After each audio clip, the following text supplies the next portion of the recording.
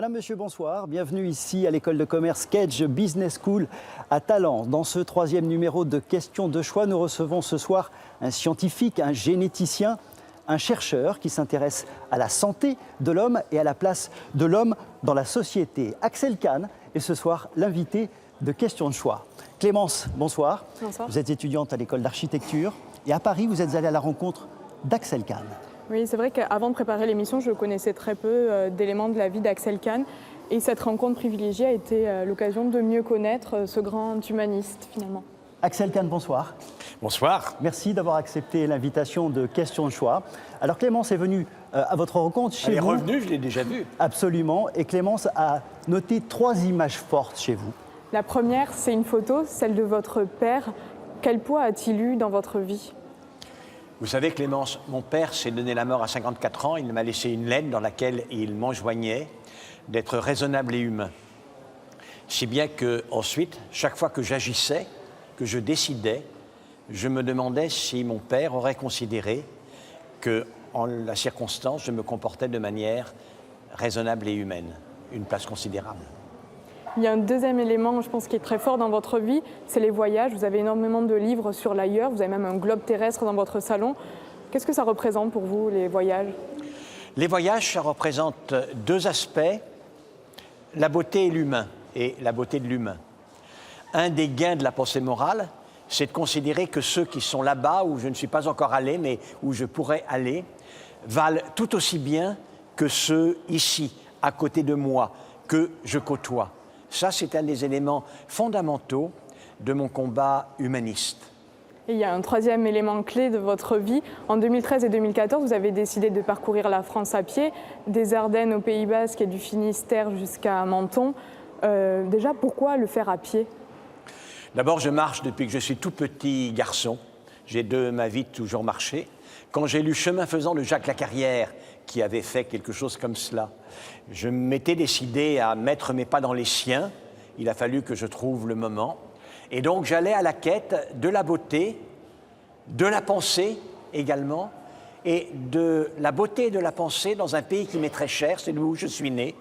Il se trouve que c'est mon pays, la France. Et pourquoi ces 2 diagonales précisément ? Alors, la première diagonale, car c'était à peu près le trajet de Jacques Lacarrière. Lui était allé du nord des Vosges jusqu'au Château Cathare et moi des Ardennes jusqu'au Pays Basque.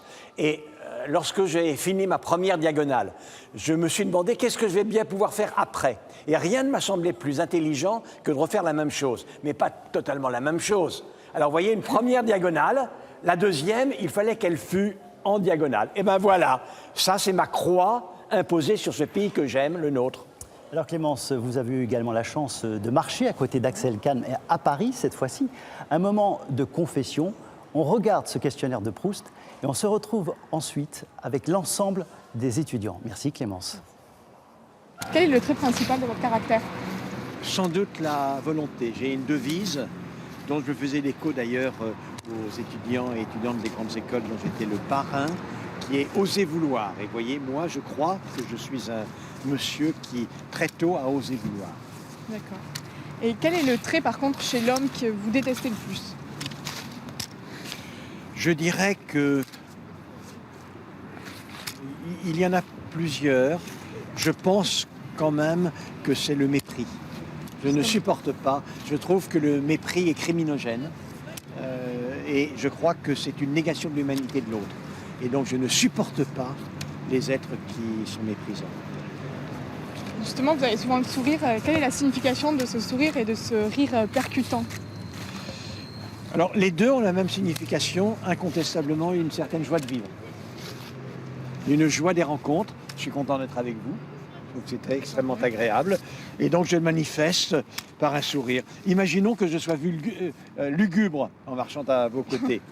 Ce serait extrêmement désagréable. Est-ce que je m'emmerde? Est-ce que je trouve qu'elle est chiante? Ce serait terrible. Non, non, vous êtes bien. J'aime bien que vous me posiez des questions et je vous réponds. Et alors, je trouve ça formidable. Ça me fait rigoler. J'ai une dernière question, du coup, je pense avoir la réponse. Quel est votre état d'esprit actuel ? Il reste extrêmement lucide et plein d'espoir. C'est-à-dire, je sais que je ne suis plus un perdreau de l'année, comme on dit, et que j'ai plus vécu que je ne vivrai, mais j'ai une vraie gourmandise à vivre ce qu'il me reste à vivre. Et j'ai bien l'intention de l'utiliser au mieux. C'est-à-dire qu'il y a deux éléments. Lorsque j'ai commencé à marcher, j'ai marché, vous savez, à travers la France, lorsque j'ai commencé à marcher, pour la première fois de ma vie, parce que j'ai eu pas mal de responsabilités dans ma vie, j'étais totalement libre. C'est-à-dire que quoi que je fasse, il n'y a pas de possibilité d'être moins libre que quand on n'est plus responsable. Car quand on est responsable, on fait ce dont on est responsable et pas ce qu'on a envie de faire. Et là, j'étais plus responsable de rien. Que je m'arrête, que j'avance, que j'agisse bien ou mal, personne ne pouvait en bénéficier ou en pâtir. Et donc, j'ai trouvé que cette liberté à ce niveau avait une saveur délectable.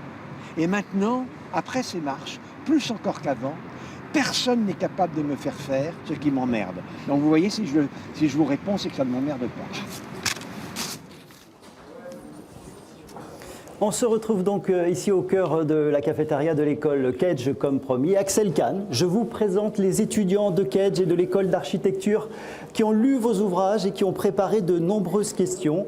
Je vous présente Alice, Lou Salomé, Mathieu et Louis-Marie. Bonjour. Bonjour. Bonjour. Alors, le premier thème de cette émission, les étudiants ont envie de revenir sur ce qui a créé votre démarche et votre envie de voyage. Et c'est Alice qui vous pose la première question. Alors, Axel Kahn, on a vu dans le reportage précédent que vous aimiez la marche. Aujourd'hui, beaucoup de gens marchent, mais peu de gens écrivent un livre sur le sujet. Vous en avez même écrit 2. Alors, qu'est-ce qui vous a motivé à écrire ce livre et quel était éventuellement le message que vous vouliez faire passer ? Quand j'ai pris la route pour le premier voyage, la première diagonale, j'avais l'intention de partager ce que j'avais vu, ce qui m'était arrivé, ce à quoi j'avais réfléchi. Et d'ailleurs, j'avais, avant même que de me mettre en chemin, dit que j'écrirais un livre qui s'appellerait « Pensées en chemin ». Alors en fait, quand je voulais faire Pensées en chemin, je voulais penser à cette vieille question que je poursuis depuis très très longtemps, depuis que mon père m'a enjoint d'être raisonnable et humain. Mais qu'est-ce qu'il a bien voulu me dire par là? Qu'est-ce que c'est qu'être raisonnable et humain? Et le livre que j'avais envie d'écrire est le dernier, là, Être humain pleinement. Mais il m'est arrivé tant de choses que, évidemment, je les ai racontées. J'ai fait un livre de voyage. Quand j'ai fait la deuxième diagonale, perpendiculaire à la première, je n'avais pas décidé d'écrire un livre cette fois-ci. Et en réalité, j'ai vu une France tellement différente de la première, tellement complémentaire, que ça m'a semblé totalement absurde de ne pas partager également ce complément d'informations sur ce pays qui est le nôtre, la France. Lou Salomé. Nous sommes des jeunes sur le point d'entrer dans la vie active. Vous semblez très épanoui depuis que justement vous avez quitté cette vie active, que vous êtes libéré de ce poids des contraintes. Donc, qu'est-ce qu'on pourrait retirer de votre expérience ? Bon, je vais vous dire, j'étais déjà pas mal épanoui même avant. Il ne faut pas croire qu'avant j'étais un monsieur extrêmement embêtant, comme je le disais tout à l'heure à Clémence, extrêmement lugubre, et que d'un seul coup, je me suis révélé hilar, en train de rire pour un oui et pour un non. Non, j'ai une vraie gourmandise de la vie. J'ai une vraie gourmandise de la vie. L'élément qui est absolument fondamental, c'est que j'essaye de transformer à ma manière, à ma sauce, le message de mon père.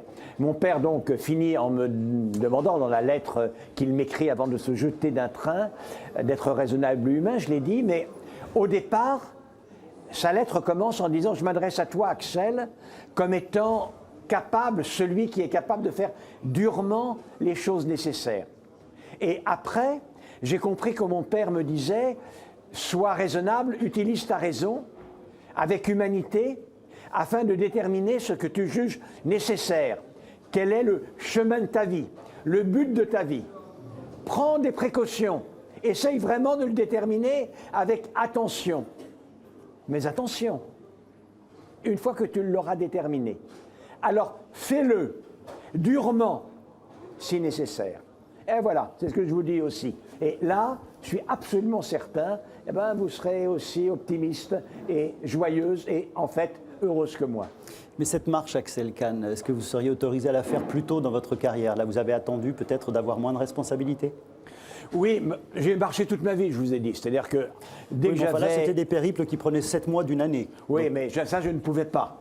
Je ne pouvais pas. J'étais président d'université, c'est-à-dire j'étais le patron d'une maison qui avait 5000 fonctionnaires, 40 000 étudiants. En plus, j'avais formé un ensemble de 100 000 étudiants, etc., etc.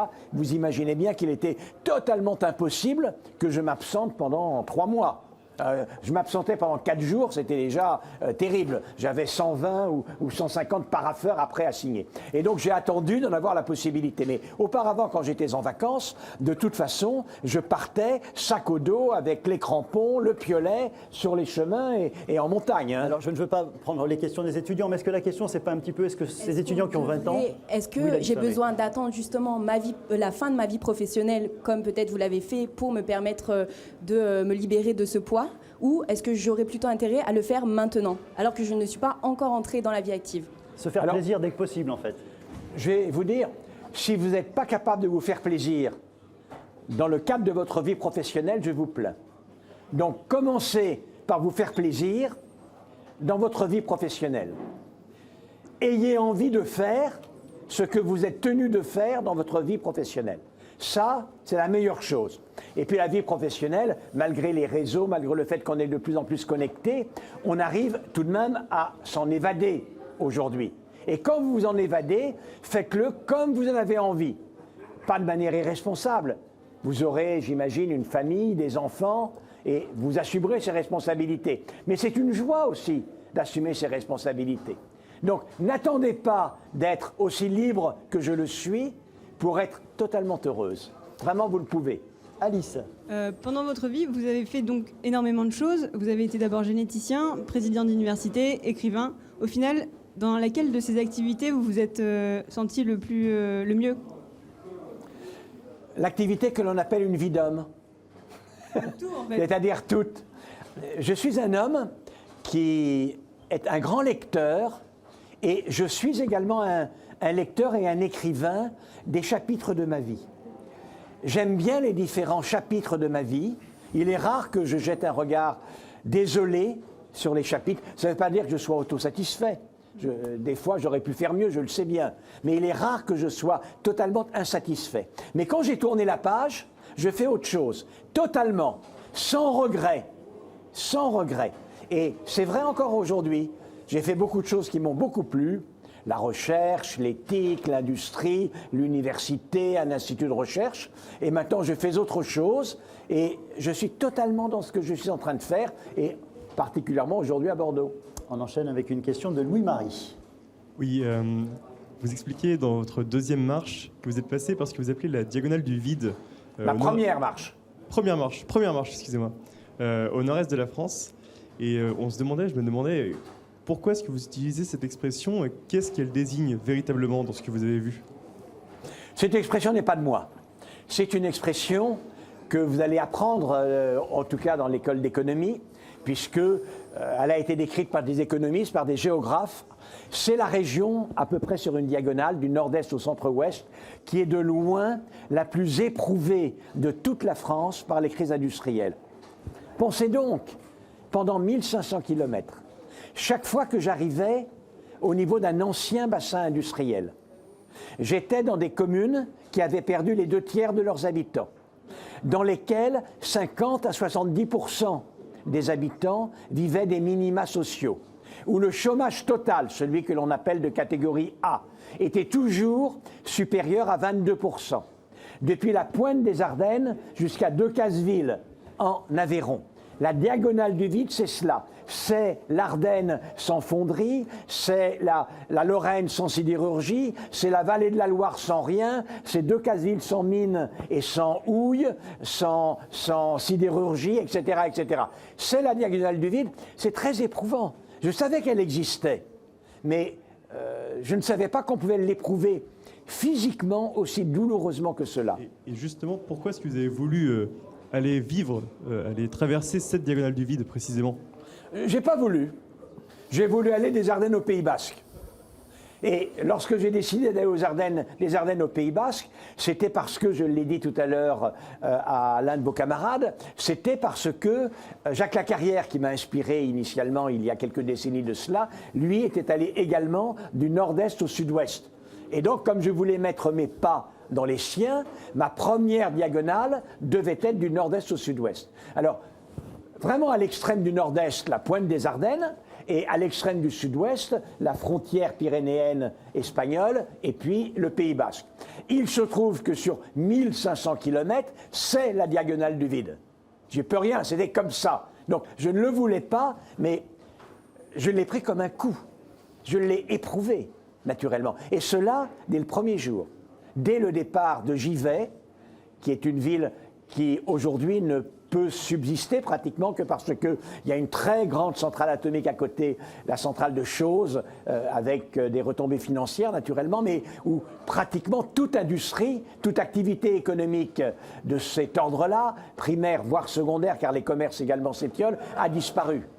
Et donc, je me suis rendu compte que non seulement j'allais parcourir ce chemin en quête de beauté et de pensée, mais je n'allais pas détourner le regard de la dure réalité économique et humaine à laquelle j'allais être confronté. Et c'est à partir de ce moment-là que je me suis mis à analyser le pays que je traversais et les conséquences de l'état dans lequel il se trouvait sur ses habitants. Alors on va revenir sur l'aspect constat économique et aussi patrimoine dans cette émission. On reste encore sur la démarche et le côté humain de cette démarche.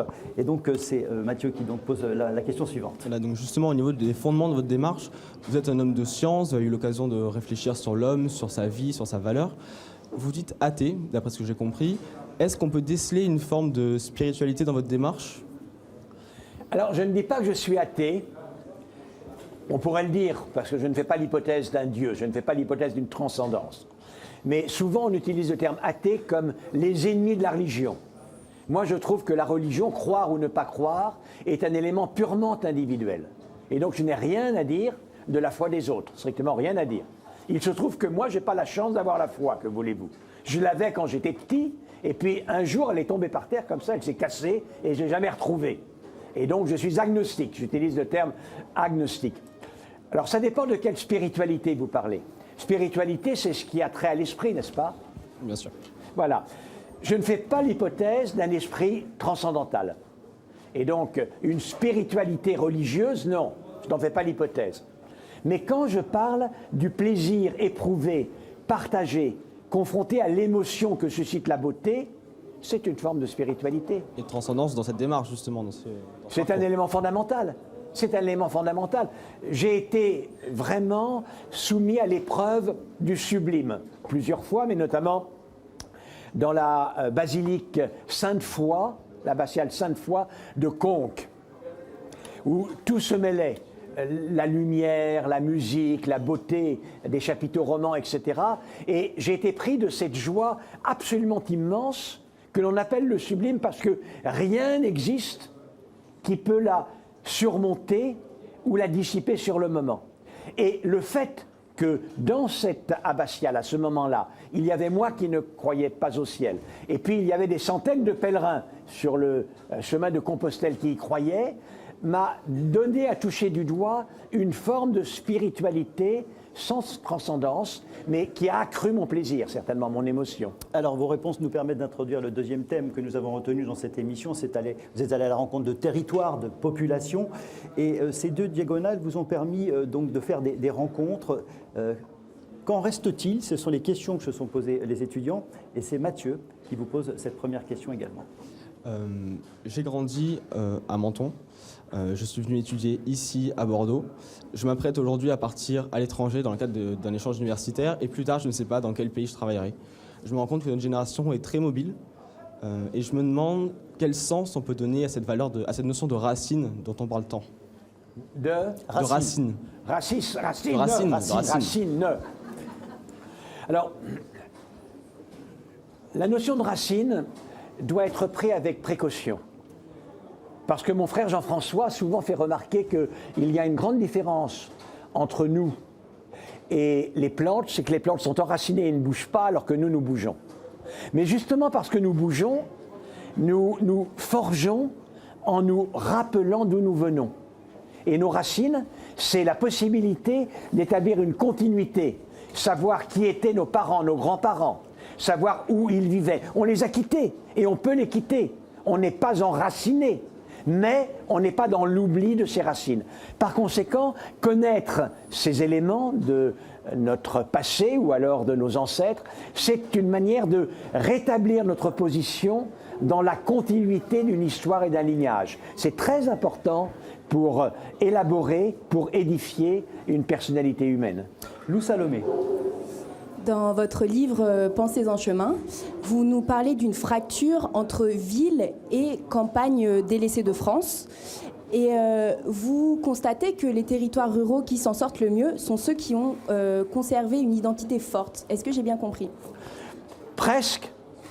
C'est-à-dire, effectivement, je pense que les territoires qui s'en tirent le mieux, parmi les ressorts qui expliquent qu'ils s'en tirent le mieux, il y a le ressort que confère l'attachement de leur population à ces territoires. Mais pas simplement des campagnes et des villes. Là, je n'oppose pas les campagnes et les villes. C'est vrai du territoire dans son ensemble. Et je vais vous expliquer pourquoi. Un des éléments fondamentaux de ces personnes qui, depuis des générations et des générations, vivent l'aggravation de la situation. Les fabriques dans lesquelles travaillaient leurs grands-parents, leurs parents ont fermé. Eux-mêmes sont trouvés au chômage. Ils savent que leurs enfants devront quitter le territoire. L'avenir est absolument incertain. Ces gens-là arrivent à se convaincre que le pire est certain. Mais alors, si le pire est certain, ce n'est pas la peine de se décarcasser pour faire quoi que ce soit. Car quoi que l'on fasse, c'est le pire qui sera à l'arrivée. Et ça entraîne un repli sur soi, un repli sur les siens, éventuellement quelques réflexes corporatistes, poujadistes. Dans les territoires où la population est très attachée au territoire, très fière d'un territoire, où la population connaît ce territoire, alors il y a la réhabilitation d'un projet partagé. Ce projet partagé, c'est de promouvoir et de défendre le territoire. Et évidemment, entre deux territoires où il y a l'énergie individuelle, simplement, et là, en plus, une volonté collective de défendre le territoire, c'est le deuxième cas qui donne les meilleurs résultats et qui confère les meilleurs ressorts. Voilà ce qui se passe. Axel Kahn, vous allez faire beaucoup de frustration parce qu'évidemment, il y a plein de questions et on va essayer de passer un maximum de questions préparées par l'ensemble des étudiants.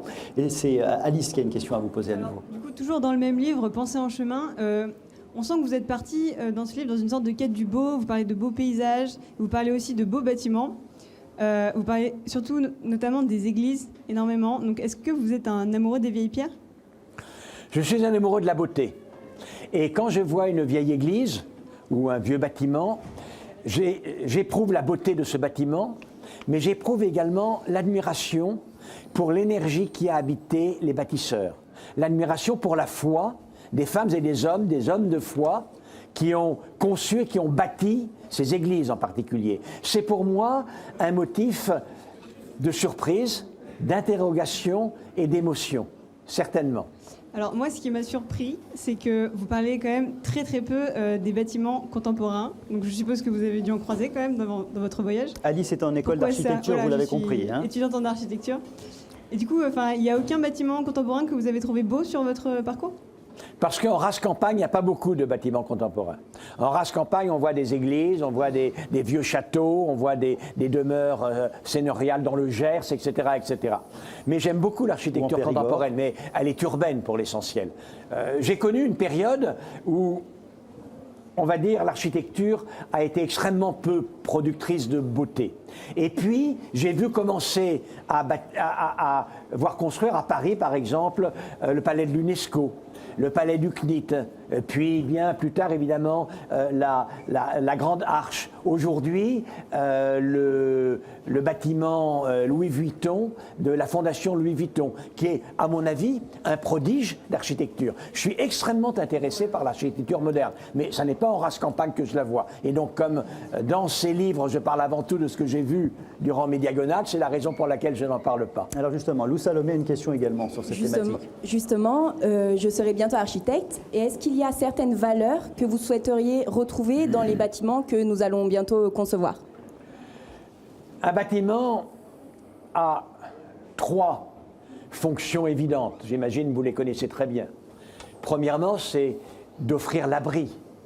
Une personne a besoin d'être abritée lorsqu'il s'agit d'une maison ou d'un habitat. Le deuxième élément de ce bâtiment, c'est de témoigner.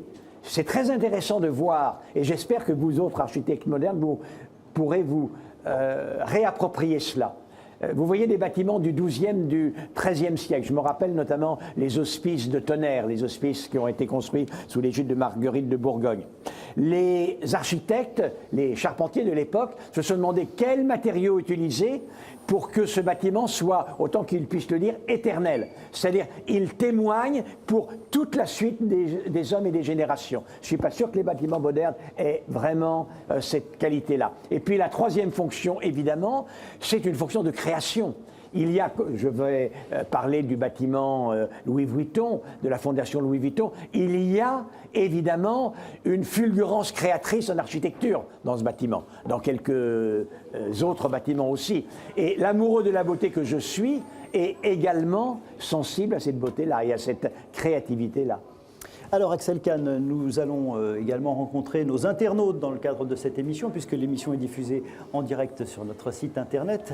Et avant de retrouver Kevin pour les questions web, nous allons remercier tout d'abord Alice, Lou Salomé, Mathieu et Lou-Marie qui vont nous quitter, qui vont être remplacés par d'autres étudiants. Et nous retrouvons tout de suite Kevin pour la première question de nos internautes. Kevin.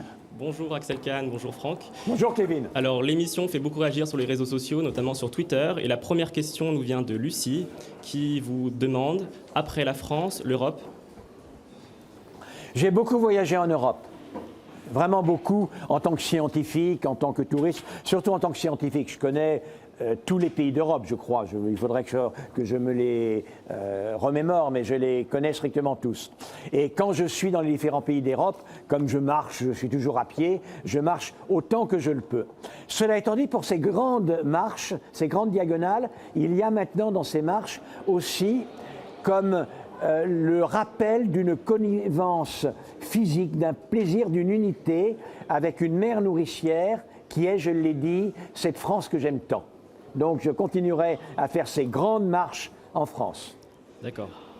La deuxième question nous vient de Louis. Et il vous demande, cette marche, c'était un parcours introspectif. Est-ce que ça n'est pas devenu, est-ce que ça ne devient pas un parcours politique? Non, dans mon cas, ça n'est pas un parcours politique. Quand je me suis mis en marche, je n'avais strictement aucune arrière-pensée, même d'analyse politique. Et puis, je me suis mis à analyser les situations, notamment dans la diagonale du vide, et les traductions psychologiques et aussi politiques. Vous savez qu'il y a dans ce pays, à l'heure actuelle, nous sommes en plein dans une campagne électorale, il y a un mouvement qui est très important en France et d'ailleurs dans le monde aussi, qui est globalement l'augmentation des intentions de vote et de l'intérêt pour les thèses de la droite et de l'extrême droite. Je me suis mis à analyser pour quelles raisons, qu'est-ce qui se passait.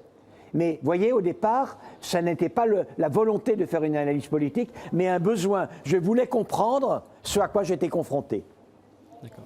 Kevin, une troisième question de nos internautes. Oui, la troisième question nous vient de Victor, qui va sûrement intéresser les étudiants en école de commerce, et qui demande, peut-on rester humain tout en recherchant le profit? Oh, la réponse est oui.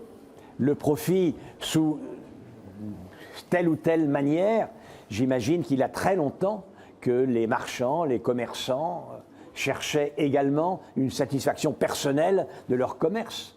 Le commerce, comme vous savez, a commencé sans doute avant l'invention de l'argent, par le troc, et avant le néolithique. Donc c'est très très très ancien. Donc si le profit ne se fait pas au détriment de l'humain, c'est-à-dire si pour l'accumulation de profit, on sait ne pas sacrifier les valeurs humaines, il n'y a certainement pas d'incompatibilité. Alors merci Kevin, merci pour ce relais des questions de nos internautes. Je vous présente 4 autres étudiants Axel Kahn qui viennent de nous rejoindre. Je vous présente Lucie Alexandre de l'école d'architecture et je vous présente Cécilia et Antoine de l'école Kedge Business School ici à Talence. Et au programme de ce 4e chapitre, nous allons évoquer l'économie, le pouvoir, la politique. Et c'est Lucie qui pose la première question. Donc, dans votre livre, L'homme, le libéralisme et le bien commun, vous parlez d'une société qui est tournée donc, vers le libéralisme et avec, je cite, des êtres égoïstes cherchant à satisfaire leur propre cupidité. Donc, quel tableau de la société? Alors, si ce système ne fonctionne plus, quelle est la solution pour arriver à changer les choses? Je suis plus subtil que ça, quand même. Je rappelle quelque chose que, si vous êtes économiste, vous savez bien. la base de la pensée du libéralisme qui naît au XVIIe siècle. C'est l'idée qu'il faut faire la société pour le monde tel qu'il est. Et que le monde tel qu'il est, il est notamment composé d'êtres qui sont à la recherche de leurs plaisirs et de leurs intérêts, qui ont une certaine forme de cupidité. Et que ça ne sert à rien de faire une société pour un être mythique qui n'existe pas. Et l'idée de la société libérale, de la philosophie libérale, puis de l'économie libérale, c'est profondément cela. Mais ça n'est pas forcément dénué de générosité. Voilà, l'homme, il est comme cela, mais néanmoins, il faut faire avec. Et avec, ça peut être aussi une société généreuse. Je dis qu'il y a dans l'histoire du libéralisme plusieurs périodes. La période de Keynes, la période de Roosevelt, du New Deal, où il y a vraiment eu la volonté d'utiliser les mécanismes du libéralisme à une fin, avec un objectif qui était le meilleur épanouissement des êtres, individuellement. Donc une vraie volonté, ce que l'on appelle une téléologie, une finalité. En général, le libéralisme moderne n'a pas de finalité. La seule finalité du libéralisme aujourd'hui, il est d'accumuler de l'argent, d'accumuler de la valeur, comme on dit. Donc c'est lui que je récuse, non pas le fait qu'on fait la société pour l'être tel qu'il est et non pas tel qu'on aimerait qu'il fût. Alors Cécilia également se pose des questions concernant son cheminement en école de commerce. Exactement. Ce n'est pas parce que je suis en école de commerce que pour autant je cautionne le modèle économique actuel ou encore que je n'ai pas de valeur humaine. Je suis profondément convaincue qu'on peut faire changer les choses en étant en école de commerce. Qu'en pensez-vous ? Vous voyez, je suis d'accord avec vous. Je suis d'accord avec vous, et vous avez remarqué que là, je viens de répondre à votre collègue en parlant d'économie. Moi-même, j'ai beaucoup étudié l'économie. Moi-même, j'ai énormément lu la plupart des grands textes en économie. Dans L'homme, le libéralisme, le bien commun, il n'est pas du tout un pamphlet, c'est vraiment une étude des grandes théories de l'économie. Et vous avez bien compris que ce libéralisme, qui n'a plus comme objectif l'amélioration de la justice, mais uniquement en considérant que le reste viendra de surcroît, uniquement l'accumulation de la valeur, je le récuse, et d'un point de vue théorique, et parce que quand j'analyse l'histoire, je considère qu'il a abouti à des catastrophes. Donc, je suis comme vous, j'ai appris l'économie pour la comprendre et essayer, avec mes faibles moyens, de changer le système. Alexandre, pour la question suivante. Dans votre livre « Pensez en chemin », vous écrivez que retrouver une fierté de son territoire est une sortie possible de la crise. Les Britanniques ont fait le choix du Brexit, les Américains celui de Trump. Est-ce qu'une sortie de la crise passe par un repli sur soi ? Non, je ne parle pas du tout de repli sur soi, en réalité. Et dans mon analyse, il y a même le sentiment que cet attachement au territoire n'induit absolument pas le repli sur soi. En réalité, si vous aimez un territoire, vous voulez le faire aimer, vous voulez le faire connaître, vous ne voulez pas vous refermer entre vous, en exclure tous les autres.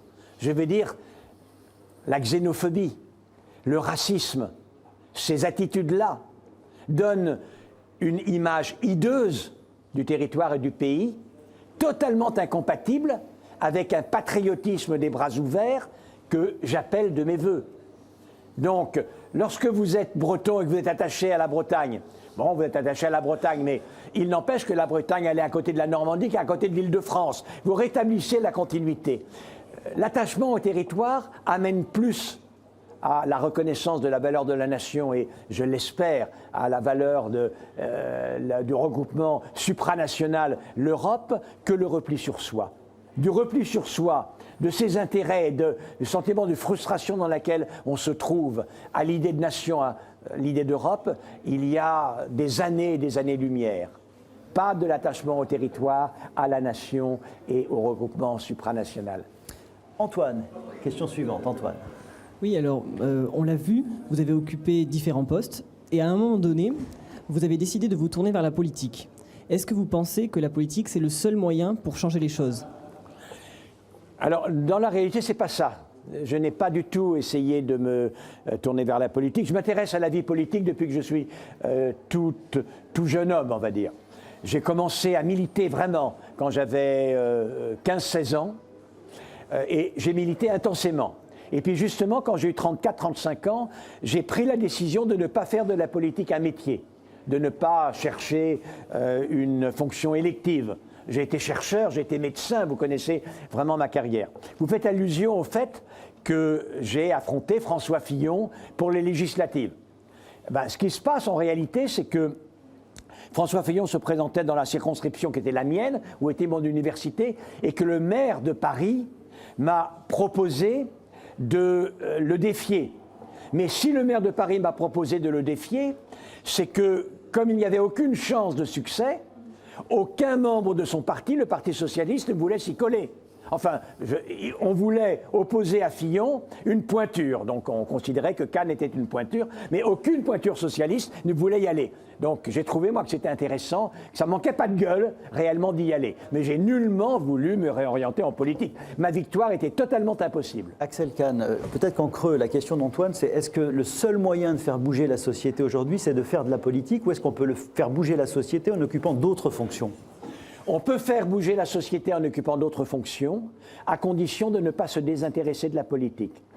Parce que, on va parler du progrès, 2 mots du progrès. Le progrès des connaissances et des techniques, il continue, il est merveilleux, il est extraordinaire.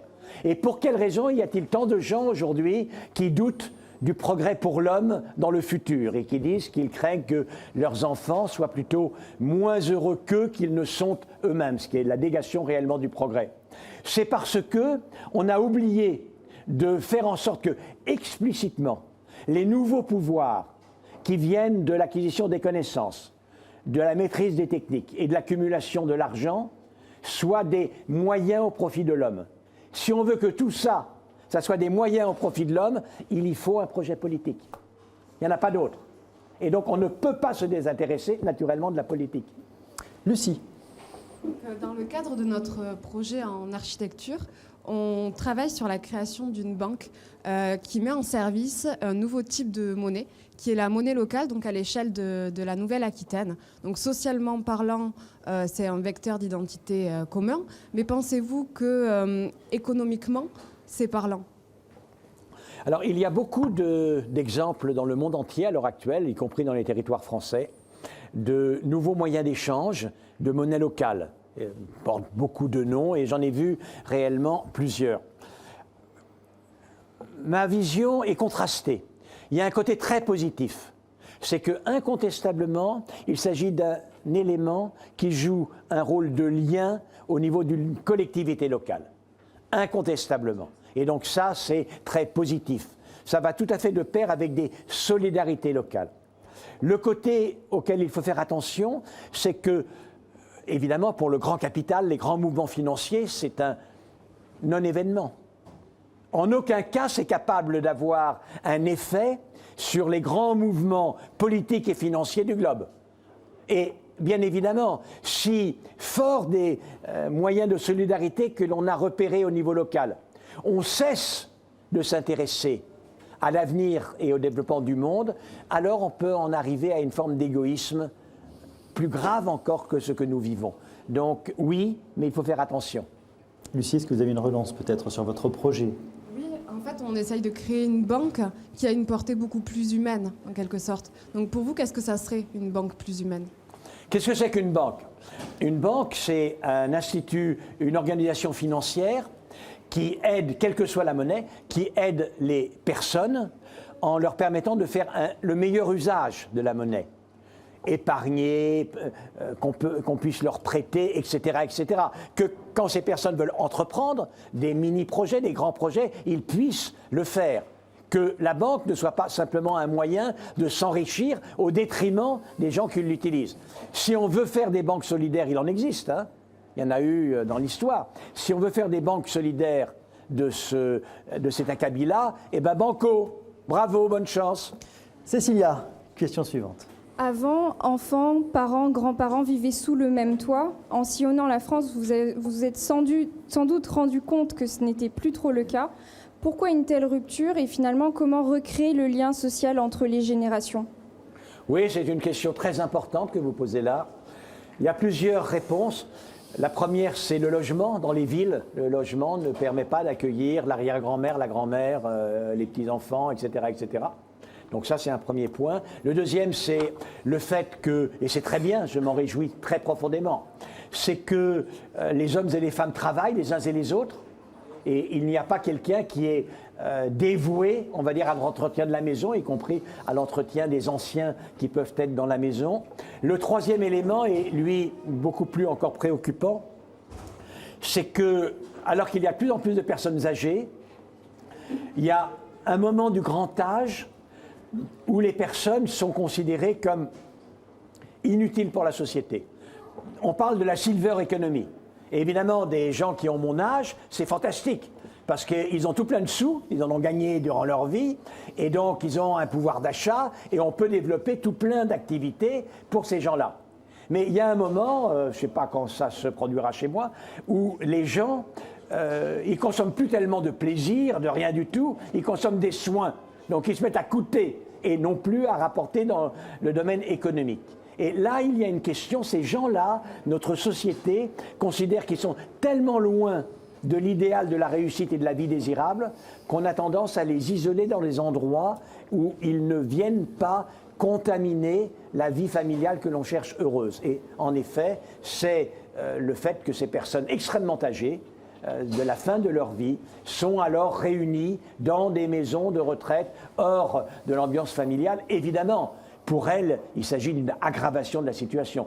On ne peut pas se féliciter de cette évolution-là. Je suis bien d'accord avec vous. Alors Axel Kahn, nous ouvrons la dernière partie de cette émission et nous ne pouvons pas ne pas parler médecine, génétique évidemment. Vous êtes généticien, scientifique, on le sait. Le monde qui nous entoure évolue constamment. Certaines évolutions nous rassurent et puis d'autres peut-être peuvent nous inquiéter. C'est Antoine qui vous pose la première question. Oui, en effet, Axel Kahn, ma famille produit du vin bio et biodynamique depuis plusieurs générations, ici dans l'Entre-deux-Mers. Et vous êtes très attaché à l'éthique. Les OGM sont très contestés.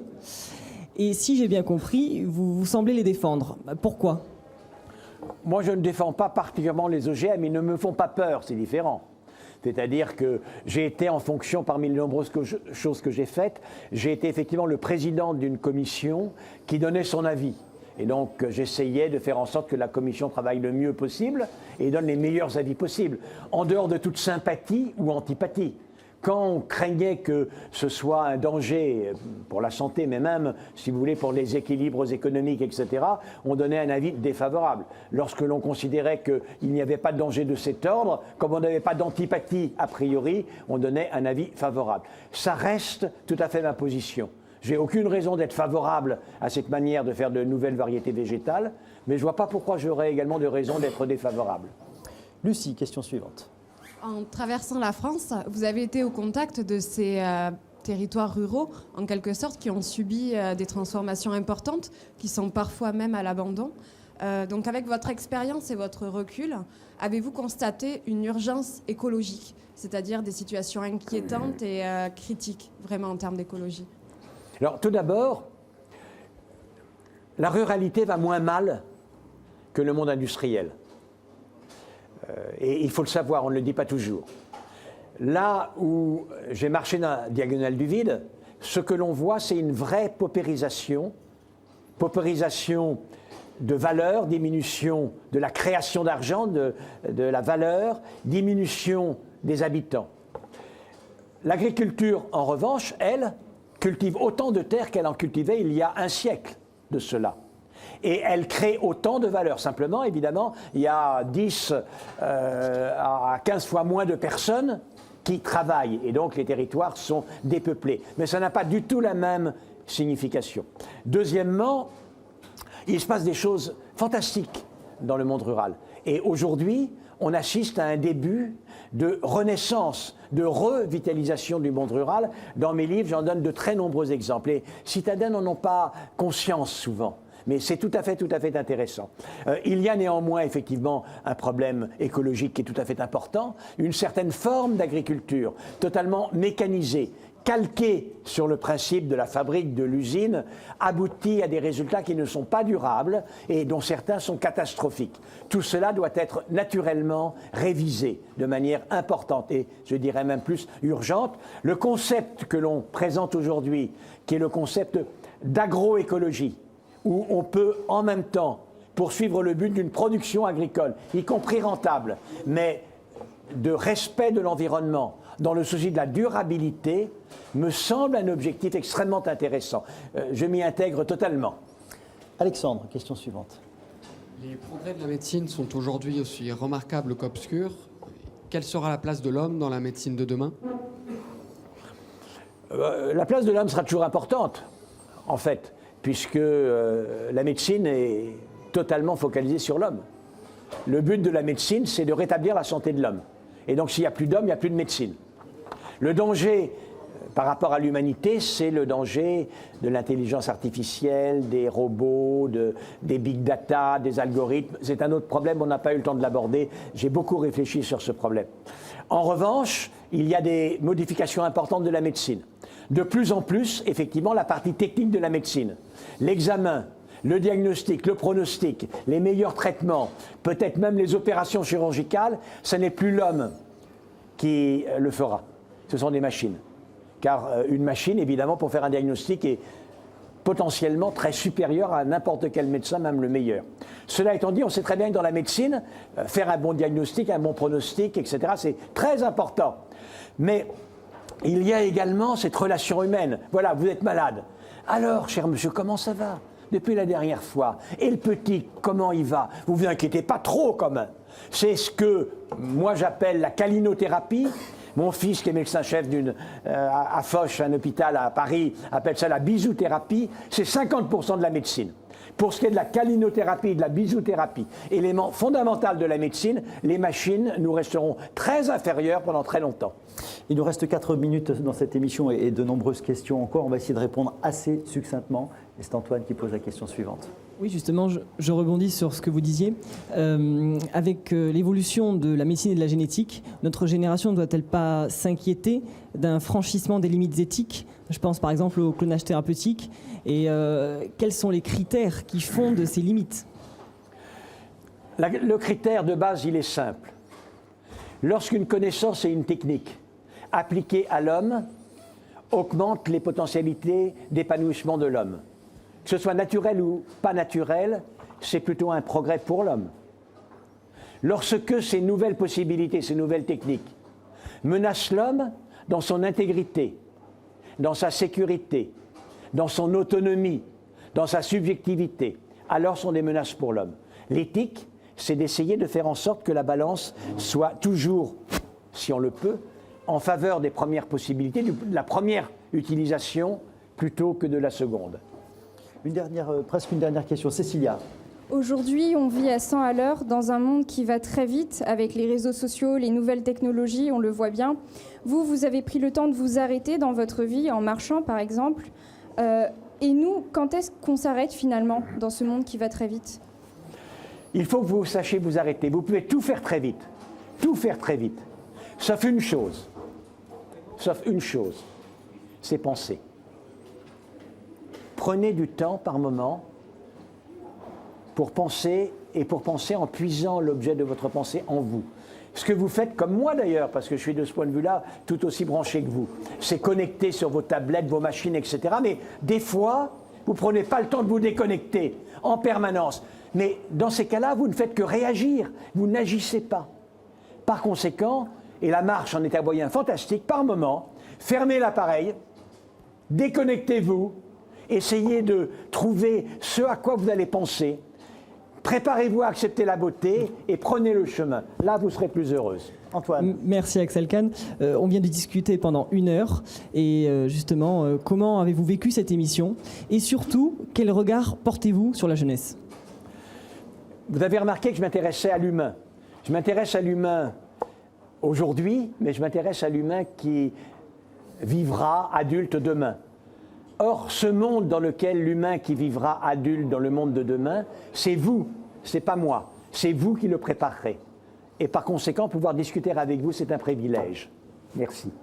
Et une dernière question, c'est Lucie qui nous pose cette question. Donc on comprend bien que vous êtes un homme rempli de vie et qui aime l'action en quelque sorte. Donc maintenant, c'est quoi vos projets? Continuer à penser et à échanger ce que sont mes réflexions. Dans la dernière période, justement, j'en disais un mot, j'ai beaucoup réfléchi et écrit sur cette modification considérable du monde qu'introduisent les outils informatiques.